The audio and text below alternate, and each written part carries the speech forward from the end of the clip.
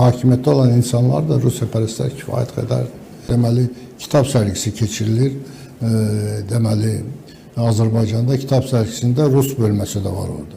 Orada Rus bölməsində baxıram ki, Polad Bülbüloğlu ilə Çingiz Abdülöv gedib çıxış edirlər, zad edirlər, Rusiyanı təbliğ edirlər. Yəni, bu bizə yaraşan hərəkət deyil. Rusun 20 yanvarı Xocalı hadisəsi, 44 günlük müharibədə Ermənistana yardımı yaddan çıxmamalıdır. Yəni, Rusiya mövqeyində olan insanlar o vəzifələrdən getməlidirlər. Onlar Azərbaycanın müstəqilliyini istəmirlərsə. Mən bir neçə dəfə 91-ci ildə biz Azərbaycanın müstəqilliyi aktını qəbul edəndə istiqlalçı millət vəkilləri 43 nəfər idi. Qalan hamısı esirini istəyirdilər.